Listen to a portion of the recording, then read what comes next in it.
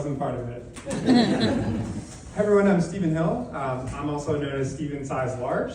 That'll make a lot more sense later. It's really hard to grow up without a father. We lost him during childbirth. We found him. He had just gone out for milk and cigarettes. But my dad worked nights. So I would come home from school and I would see my dad get in the car and go to work. And when I came home from school, my dad would be pulling into the driveway.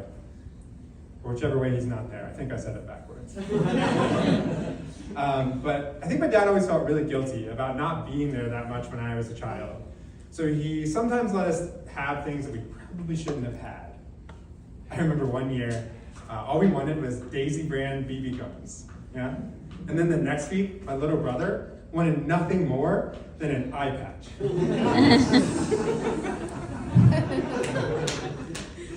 I have two brothers. I have a twin brother, that's Rick, and a younger brother, that's Greg.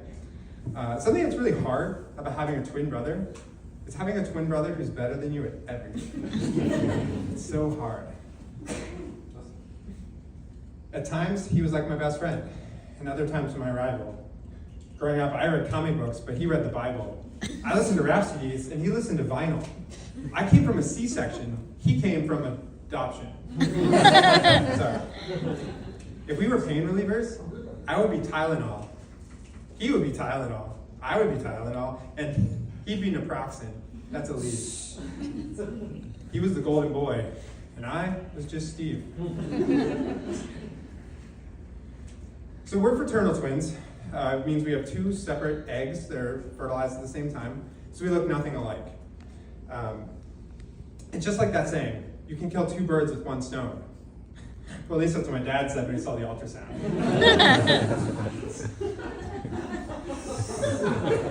We were like a buy one, get one free, except I was the one of equal or lesser value. My brother and I, we were like two peas in a pod. Well, except one of us was a chickpea, and the other one was an asshole.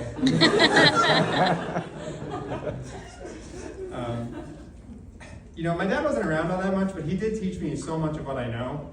He didn't really teach me anything manly, though, obviously.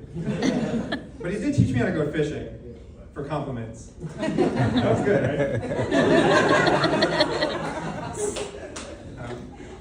My twin brother and I, we always had each other's backs, and then we grew apart.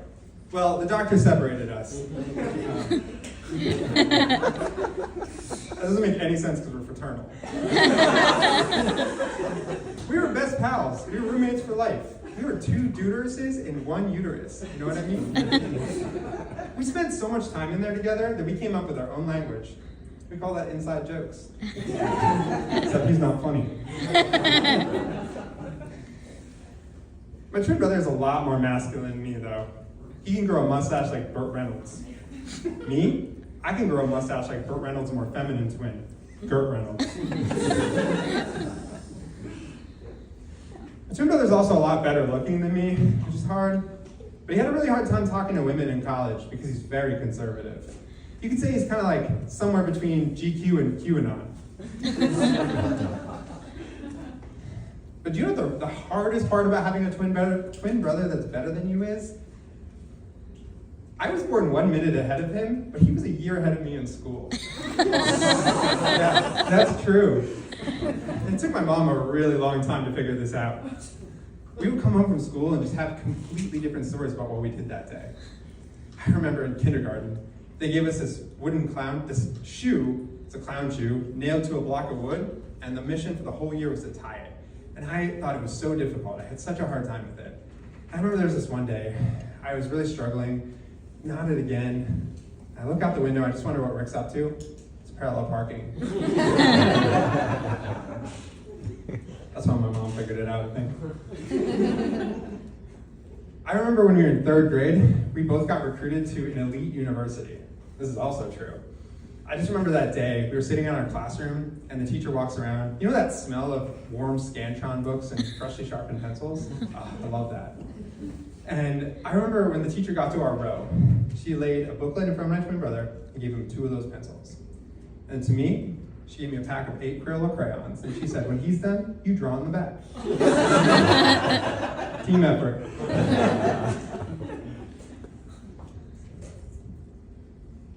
also have a younger brother, who I mentioned before. His name's Greg. And Greg and I got along quite a bit better than my twin and I. It's part of being extra large, Stephen. So anyway, my younger brother is almost like having a sidekick. You know, I was Batman and he was Robin. I was Shrek and he was Donkey.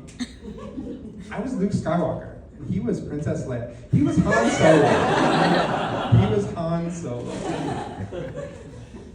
But the best part about having a younger brother is I could always beat him at something. Because he could only grow a wispy little mustache, like Burt Reynolds' wimpiest brother, Squirt Reynolds. My parents, though, they're proud of all three of us. We went in very different directions in life. I'm what's known as an audiologist. I'm a doctor, kind of. I'm a hearing doctor, kind of. You know, I'm not going to raise my hand on an airplane if they're looking for help. But if you need to know how soft beeps you can hear, I'm your guy. But usually when I'm telling people that I'm an audiologist, I have to explain what it is, because nobody really knows. So when I tell this story, I have to mention Kevin. Kevin is the first deaf person that I met that I can remember. He was on my wrestling team. Kevin was an amazing wrestler and an amateur bodybuilder. Yeah. And I remember one day, one fateful day, I walked into the wrestling room. It's okay, I'll wait. I walked into the wrestling room, and I look over and Kevin says, "Hey, pussy boy." And the next thing I knew, my collarbone was broken. You ever see like Babe Ruth get warmed up for an at bat and he's got those 3 bats? You know, that was me. I was a rag doll. And I guess my screams fell on deaf ears because he didn't stop.